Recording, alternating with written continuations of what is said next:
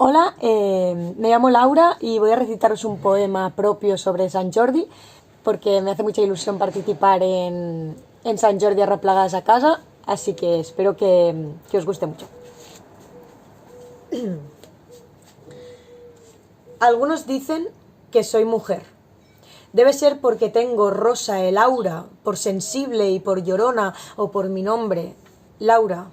Por mis pechos, mi cintura, por salir sola a la calle pasada la madrugada y cometer una locura. Por mi piel y mi sabor a fresa ácida, por lo oscura que resulta esta cabeza perturbada que afirma estar lúcida y querer ser suficiente para estar bajo la nieve del invierno más voraz y ser capaz de estar caliente con mis manos, con mi vientre, con mi mente, con mi espada, con mi espalda magullada propia de algún ser valiente.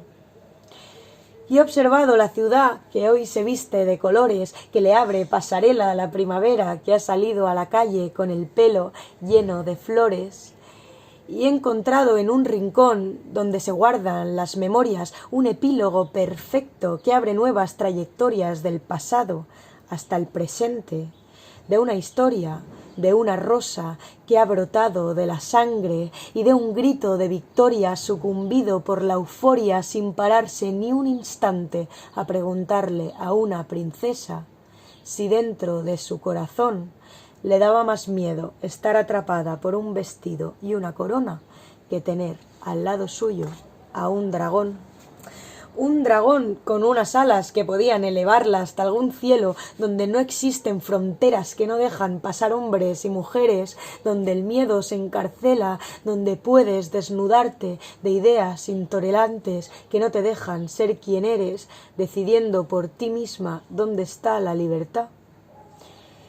Y he pensado que quizá hoy en día hacen falta más dragones, más libros para las mujeres, más rosas para los hombres, menos clasificaciones fabricando esclavos, más mariposas que estén orgullosas de haber sido gusanos, menos silencio ahogado, más ruido de humanos que haga callar las bombas que gritan allí a lo lejos. Menos comparaciones, más espejos, menos muertos, más canciones, menos odio infundado, más amor